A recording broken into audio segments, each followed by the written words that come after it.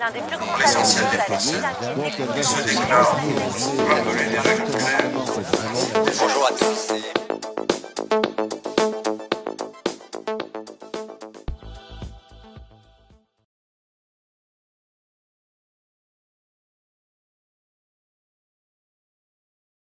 Je passe maintenant à la deuxième partie, qui est la position des opticiens face aux principaux enjeux de profession. Vous êtes une profession qui a beaucoup de sujets de combat, de contestation, également beaucoup de sujets relayés. La première chose qu'on a cherché à faire, c'est de savoir la priorité des sujets les uns par rapport aux autres.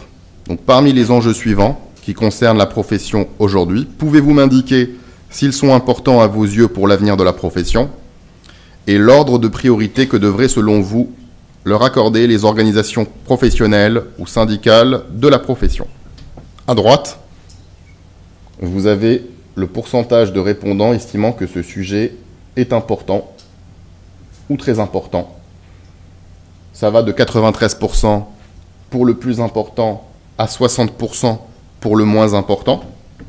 Donc, on va tous les traiter, puisque sont tous au-dessus de 50%. 93, 94, 86, 82 et 86 pour les différents sujets, donc ils sont tous importants. Lesquels sont prioritaires? Le premier, les OCAM, avec 68% des opticiens qui considèrent que c'est le sujet numéro 1 et 85% l'un des trois principaux sujets. Déontologie, contrôle des pratiques professionnelles, avec 64% qui considèrent que c'est l'un des trois principaux sujets. Tiers payant et confidentialité des données de santé, avec 51% qui considèrent que c'est une priorité, et 43% pour l'optométrie et la réfraction, 38% pour la formation et 19% pour l'Internet. Aucun des opticiens interrogés a considéré que l'Internet était le sujet prioritaire, en tout cas que les organisations professionnelles ou syndicales de la profession devaient traiter, tout en étant important. Donc je vais commencer par les OCAM. Enjeu numéro 1 évoqué par les opticiens, avec 85% l'ayant cité comme l'un des trois enjeux prioritaires. Alors pour la suite, on a demandé aux opticiens de réagir par rapport à un certain nombre d'affirmations et de se positionner. Ils avaient en fait la question sous les yeux, puisque c'était un sondage Internet, ils avaient la question sous les yeux et ils devaient cocher entre différentes affirmations. Première question. Au sujet du désengagement de la sécurité sociale sur les produits optiques. Êtes-vous favorable au désengagement total de la sécurité sociale sur les produits d'optique? De ce fait, les complémentaires santé prendraient seuls en charge le remboursement des produits optiques.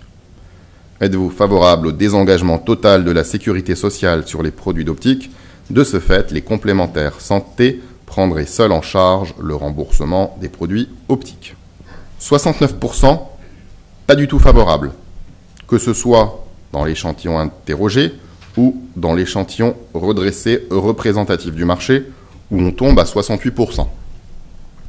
13% plutôt favorable, non, 13% pardon, pas vraiment favorable, 8% plutôt favorable, 6% tout à fait favorable, 4% ne se prononce pas.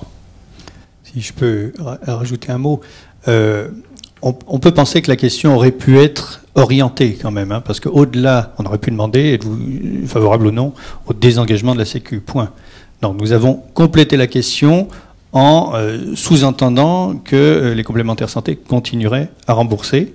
C'est un parti pris, nous l'avons assumé, c'est pour ça que, comme je le disais tout à l'heure, dans un certain nombre de questions, nous avons rajouté le « ne se prononce pas » qui permettent, de manière à permettre aux opticiens répondants d'éluder cette question s'ils ne se sentaient pas à l'aise avec la façon dont la question était orientée. Donc c'est toujours important de regarder le « ne se prononce pas ». On voit que là, on a quand même un consensus sur, en tout cas, la façon dont la question a été posée. On va maintenant détailler ces résultats en fonction de l'adhésion à une centrale ou à une enseigne et de l'adhésion au type d'organisation syndicale ou professionnelle. Bon, ce qui m'intéresse, c'est les 82% qui sont pas du tout favorables ou pas vraiment favorables, dont 69% de pas du tout favorables, qu'on soit adhérent à une centrale d'indépendants. On est à 82% pas du tout favorable ou pas vraiment favorable. On est à 81% pas du tout favorable ou pas vraiment favorable lorsqu'on adhère à une enseigne. On est en majeure partie à plus de 90% pas du tout favorable, en tout cas défavorable, lorsqu'on adhère à la FNOF. 96% au SINOP. Alors à l'UDO, on a une distinction, il y a peut-être un peu moins de pas du tout favorable, mais la somme des pas du tout favorables et pas vraiment favorables fait 67%. C'est intéressant et je pense qu'on a la chance d'avoir la présidente de l'UDO dans la salle. Donc peut-être qu'elle réagira tout à l'heure. Mais c'est un des points un peu marquants de cette étude, c'est que c'est une des rares questions sur lesquelles on voit une base qui s'est exprimée en tout cas au sondage, qui est à 2 tiers quand même, aux 2 tiers, qui n'est pas en phase avec les positions du syndicat, puisque le syndicat UDEGO, lui, prône le désengagement du remboursement de la sécurité sociale. Même chose pour les organisations professionnelles non syndicales, avec 80% de défavorables pour l'AOF et 94% pour les OLU. Vous remarquez qu'il y a systématiquement moins de 10% des opticiens qui ne se prononcent pas. Seconde question, toujours sur la thématique OCAM. Maintien des réseaux d'opticiens affiliés à des complémentaires santé. De quelle affirmation vous sentez-vous le plus proche? Les réseaux d'opticiens affiliés à des complémentaires santé doivent être supprimés. Se contenter de vouloir les encadrer, c'est les cautionner. 76%. Les réseaux d'opticiens affiliés à des complémentaires santé seront maintenus quoi qu'il arrive. Désormais, il s'agit de mieux et plus les encadrer. 19%. Les réseaux d'opticiens affiliés à des complémentaires centrés entretiennent le jeu de la concurrence et doivent être maintenus en l'état. 2%. Ne se prononce pas. 3%. Échantillon redressé du marché. Donc c'est le chiffre qu'il faudra retenir pour quand même. C'est 71% des opticiens considèrent que les réseaux d'opticiens affiliés à des complémentaires santé doivent être supprimés. Alors, se contenter de vouloir les encadrer, c'est les cautionner. Oui, là, il est important de rappeler, même si je l'ai fait tout à l'heure, la période pendant laquelle le sondage a été fait. On était encore dans une phase d'espoir, même si certains pensent qu'il y a encore de l'espoir et un recours possible, mais on était encore dans un temps où la PPL Leroux n'était pas votée, ce qui n'est plus le cas aujourd'hui, même s'il y a une saisine au Conseil constitutionnel. Donc peut-être que la position aurait évolué si nous devions refaire le sondage aujourd'hui. On a quand même sur cette question des différences, avec une proportion plus ou moins importante d'opticiens qui indiquent qu'il faut, plutôt que les supprimer, mieux les encadrer. Alors déjà une distinction entre adhérent à une centrale d'indépendants et une enseigne. Troisième question, posée à ceux qui indiquaient qu'il fallait plus ou mieux les encadrer. Donc je parle ici des 19%. Je m'adresse qu'à ces 19%. S'il s'agit de mieux et plus les encadrer, pour vous, si un type de réseau pouvait être encadré efficacement et généralisé, vous privilégieriez plutôt les réseaux de type fermé ou plutôt les réseaux de type ouvert ou ne se prononce pas. Les réseaux de type ouvert, 75%. Et ce chiffre est globalement majoritaire, quels que soient les segments, sauf à l'UDO où c'est plutôt les réseaux de type fermé. Oui, on a vu que globalement, même si la période, encore une fois, était entre 2 votes, on voit que tous les opticiens, qu'ils soient affiliés à un syndicat, à un mouvement professionnel, sont opposés et préféreraient vivre sans les réseaux de soins. Et que peut-on retenir comme position consensuelle, même si on a vu qu'il y avait des disparités, c'est que s'il y avait une action unique, commune à mener au sein de la profession, ce serait quand même de garder en tête qu'il faudrait viser à faire supprimer ces réseaux. Il se trouve qu'entre-temps, les réseaux ont fait un pas de plus avec le vote de la PPL Leroux. Il faut garder en tête, en tout cas pour l'ensemble des organisations qui veulent représenter l'avis commun des opticiens, cette volonté de lutter contre les réseaux. Et même si ces réseaux continuent à avancer, eh bien, privilégier dans ce cas-là les réseaux ouverts, puisque, à l'exception de l'UDO, c'est la position attendue par ceux qui, résignés, apprendront à vivre avec ces réseaux. Nous allons maintenant parler de déontologie. Déontologie qui est l'enjeu numéro 2, évoqué par les opticiens, 64% l'ayant cité comme l'un des 3 enjeux prioritaires. Ouverture à ce que la profession se dote d'un ordre, c'est la première question. Au-delà de la recomposition éventuelle du paysage syndical de l'optique, seriez-vous favorable à ce que la profession se dote d'un ordre, comme il en existe par exemple pour les médecins ou les notaires, dont l'objectif serait d'établir des règles déontologiques et de les faire respecter par la profession jusqu'à sanctionner les opticiens qui ne respecteraient pas ces règles? La réponse est oui à plus de 90%, dont 64% de très favorables et 27% de plutôt favorables. Là, on a 90% qui sont favorables à cette thématique, à cette orientation, et ces 90%, on les retrouve presque partout, qu'on soit opticien adhérent à une centrale d'indépendants, à une ancienne, qu'on soit syndicat à la FNOF ou à l'UDO, qu'on soit aussi au SINOP, qu'on soit adhérent à la OEF ou au LU.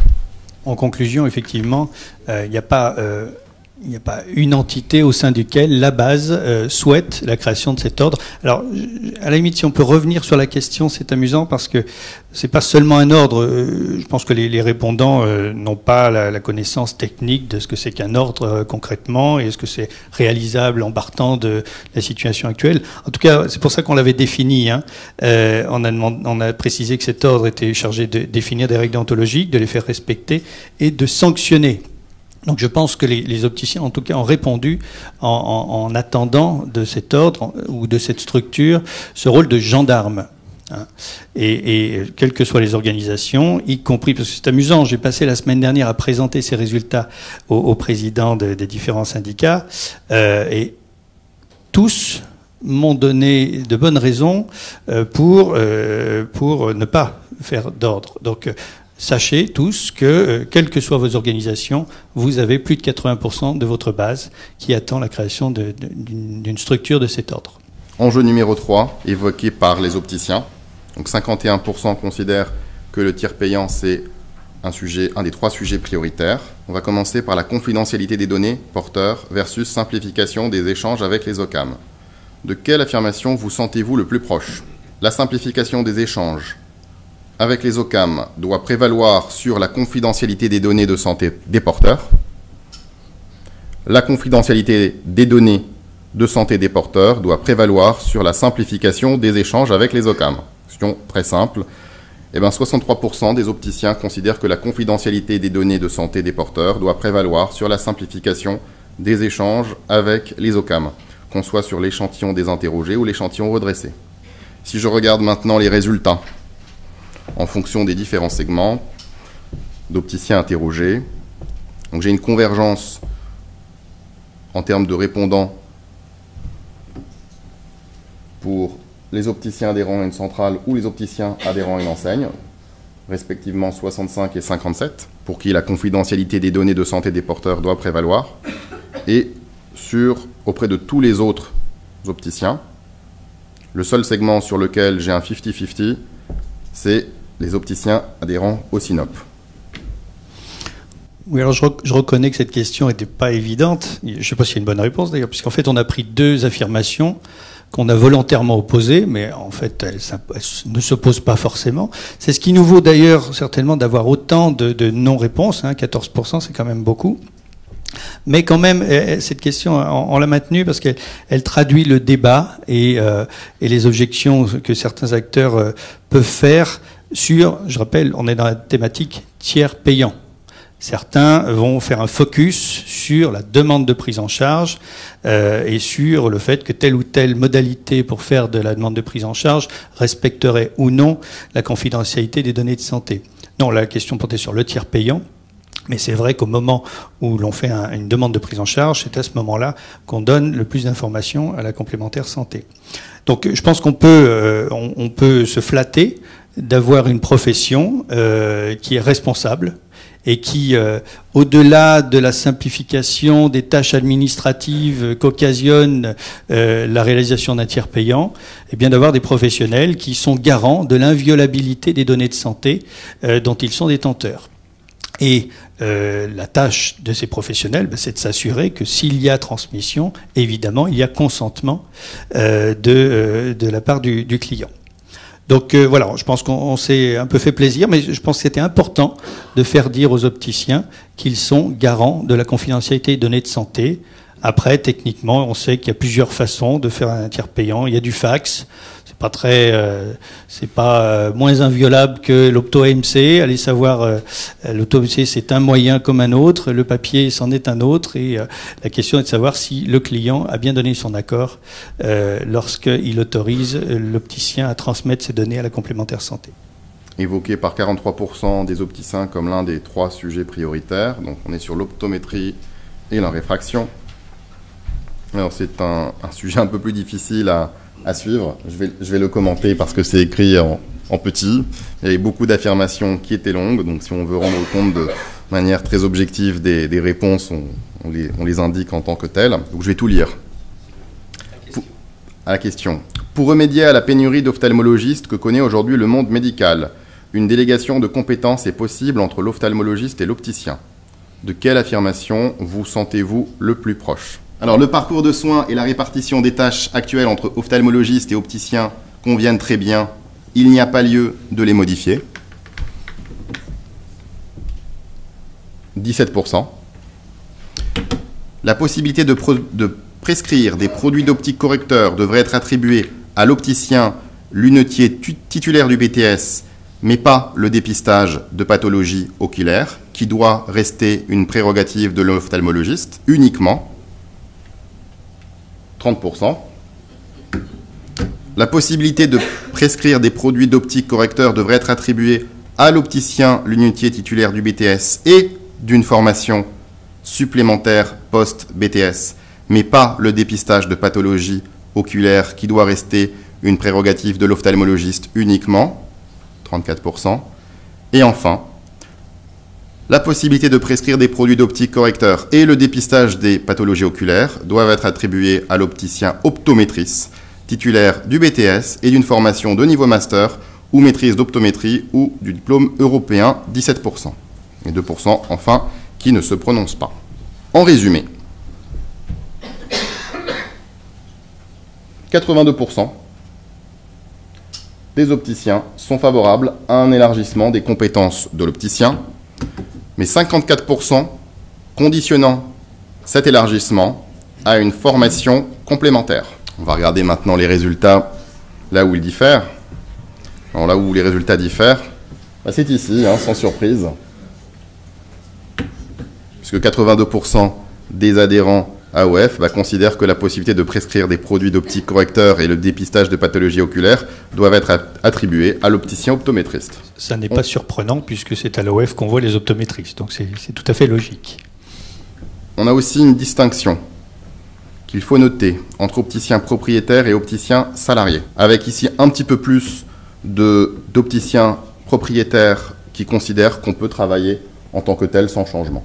Concernant la prescription de produits d'optique correcteur, quelle serait pour vous la modalité d'application la plus pertinente? L'opticien doit pouvoir pratiquer des examens de vue et délivrer une ordonnance pour des produits correcteurs uniquement dans le cabinet de l'ophtalmologiste, sous sa responsabilité directe, 9%. L'opticien doit pouvoir pratiquer des examens de vue en magasin pour délivrer un équipement correcteur avec une obligation d'information de l'ophtalmologiste, 60%.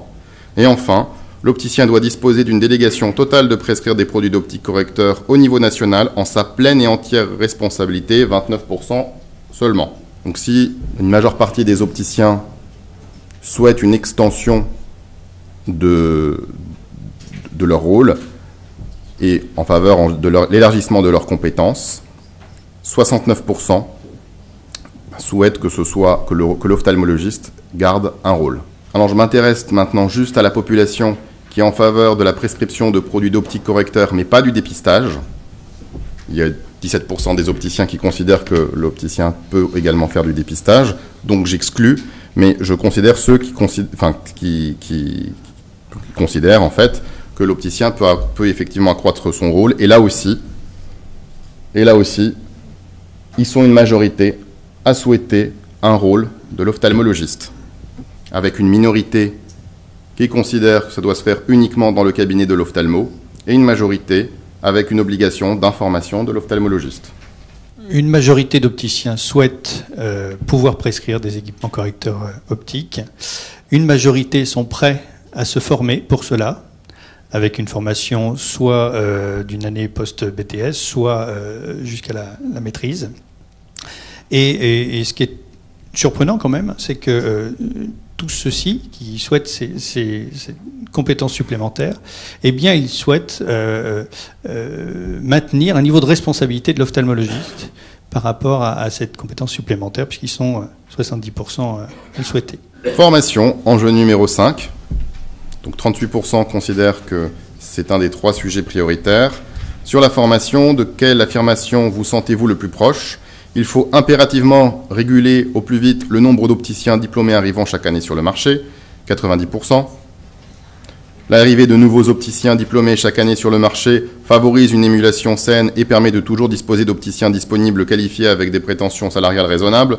C'est une minorité, c'est 6%, et on retrouve ce chiffre, quels que soient les segments, avec un peu plus pour l'UDO, un tout petit peu plus de 17%, qui considèrent qu'on a l'arrivée de nouveaux opticiens diplômés chaque année sur le marché. C'est une chose qui favorise l'émulation et permet de disposer de plus d'opticiens disponibles. Donc on a aussi une convergence sur cette thématique de formation, et aussi une convergence sur le fait que la refonte de la formation au diplôme d'opticien étant actuellement en discussion. Est-ce qu'il faut allonger la formation à 3 ans ? Ben oui, pour 80% des répondants, 50% tout à fait, 29% plutôt. Si vous êtes favorable à l'allongement de la formation d'opticien à 3 ans, à quoi la 3e année devrait-elle être consacrée ? 66% à la réfraction, 12% à la vente, 8% à la gestion d'un magasin, 6% à la technologie, maîtrise des logiciels et systèmes optiques, etc. 6% contacto, 5% communication, 3% autres. Donc à la réfraction. On a encore une fois les mêmes résultats globalement, quels que soient les segments étudiés. Donc une majorité, 80% quasiment, des opticiens diplômés souhaitent un allongement de la formation à 3 ans pour renforcer les compétences en réfraction. Je vais passer à la dernière thématique, Internet. 19% le citent comme l'un des 3 enjeux prioritaires, mais 60%, je le rappelle, considèrent que c'est important ou très important. De quelle affirmation vous sentez-vous le plus proche ? La vente de lunettes correctrices sur Internet doit être proscrite à 100%, uniquement autorisée aux opticiens diplômés détenteurs d'un magasin d'optique physique auquel les clients peuvent se rendre, limitée aux verres unifocaux et aux faibles et moyennes corrections, autorisée à 100%. Donc on a ici 44% qui considèrent que ça doit être proscrit à 100% et 43% que ça doit être autorisé uniquement aux opticiens physiques. Donc finalement, on a 87% des opticiens qui considèrent que ça doit être interdit ou réservé à eux-mêmes, mais dans leur propre magasin. On a les mêmes résultats, quels que soient, encore une fois, les segments concernés. Alors, les opticiens adhérents au SINOP sont plus nombreux à considérer que ça doit être autorisé uniquement aux opticiens diplômés détenteurs d'un magasin d'optique physique. Et ce qui m'intéresse ici, peut-être, c'est les opticiens qui considèrent que ça doit être limité aux verres unifocaux et aux faibles et moyennes corrections. Bon, on en a 8% en moyenne, on en a 16% pour les opticiens adhérents au SINOP et 21% pour ceux de l'AOF. Il y a aussi les opticiens de l'UDO qui sont 17% à souhaiter l'ouverture totale au marché, mais en tout cas, la base est majoritairement sur une fermeture complète ou un monopole aux opticiens détenteurs d'un magasin. Pour la contactologie, on retrouvera globalement les mêmes résultats. 47% proscrites à 100%, 36% autorisées mais soumises à un contrôle obligatoire de l'ordonnance à effectuer en magasin par un opticien diplômé, 13% autorisées mais soumises à un contrôle obligatoire de l'ordonnance à distance, concrètement par téléphone ou en ligne par un opticien diplômé, et 1% autorisé à 100%. Les commentaires, si on peut revenir quand même. Donc c'est effectivement général, mais on voit toujours là aussi à l'UDO un petit peu plus d'opticiens qui sont ouverts pour l'ouverture du marché. Là aussi, je pense qu'on aura un petit débat parce qu'il me semble que la position du syndicat UDO est effectivement pour l'ouverture, alors qu'on voit encore la base qui a plus de, cette fois-ci, 83% et est plutôt fermée à cette ouverture. Alors la conclusion n'est pas évidente, si ce n'est que le consensus, si je puis dire, est plutôt vers le fait que ce marché, cette distribution sur Internet soit restreinte, soit complètement fermée, soit restreinte aux opticiens détenteurs d'un magasin. Mais en fait, on voit un vrai 50-50 entre les opticiens qui souhaiteraient, parce que Internet est malheureusement difficile à fermer, car en tout cas, donc, qui souhaiteraient que la vente sur Internet soit interdite, et une autre moitié qui souhaiterait l'avoir réservée aux opticiens détenteurs de magasins physiques. Alors, on arrive au terme de cette première partie. On a voulu faire une synthèse des points consensuels, puisque on les a interrogés sur les principales thématiques qui constituent le discours syndical, qui, quand on entend les responsables syndicaux, génère des clivages, alors que quand on voit ces résultats, et on est rentré dans les avis de la base, de la FNOF, du SINOP, de l'UDO, des OLU, de l'AOF, etc., on se rend compte qu'il y a finalement très peu de clivage. Prenons les sujets les uns après les autres. Sur les complémentaires santé, on a vu une position complètement opposée à l'existence même des réseaux de soins. Je rappelle qu'on était dans une période où il y avait encore des espoirs, même si certains ont encore des espoirs. En tout cas, s'il devait y avoir une position unique à défendre par le ou les syndicats de demain, ce serait de garder en tête une volonté farouche de lutter contre ces réseaux de soins. Et le principe de réalité de certains fonds, prendre une position favorable au réseau ouvert plutôt qu'au réseau fermé lorsqu'ils sont prêts à composer et essayer d'encadrer ces réseaux. Voilà le consensus possible que pourrait porter une organisation représentative de la profession et des opticiens qui se sont exprimés. Sur la déontologie, alors est-il possible ou pas de créer un ordre? C'est pas à cette question qu'ont répondu nos opticiens. Ils se sont montrés favorables à la création d'une organisation, on l'a appelé ordre évidemment, mais doté de pouvoirs de sanction. Et je pense que c'est ce qu'il faut retenir. Les opticiens sont majoritairement demandeurs de la création d'une organisation capable de sanctionner les opticiens ne respectant pas des règles écrites par la profession. Sur le tiers payant, même si la question était un peu provocante, on voit que les opticiens sont majoritairement aux 2/3 favorables à, en tout cas, une approche éthique du tiers payant qui leur permettent de garantir la confidentialité des données de santé, quels que soient les modes mis en place pour simplifier les échanges avec les complémentaires santé. Et je pense que l'on peut s'en flatter. Sur l'optométrie, la réfraction, on a vu, j'avoue que moi j'ai été assez surpris de ces résultats, mais nous avons vu effectivement une grande majorité des opticiens, plus de 80% des opticiens qui souhaitent prescrire des équipements d'optique, et plus de la moitié d'entre eux qui sont prêts à se former pour obtenir cette compétence supplémentaire sans délaisser un lien avec les ophtalmologistes pour lequel ils souhaitent exercer cette prescription en total partage de responsabilité. Sur la formation, il semble y avoir un consensus pour un allongement de la formation d'opticiens lunetiers à 3 ans, avec une 3e année dont le contenu serait dédié à un renforcement des compétences en réfraction. Et enfin, sur Internet, des positions très conservatrices, partagée entre une fermeture complète, une interdiction complète et, à défaut, une distribution réglementée réservée à des opticiens détenteurs d'un magasin.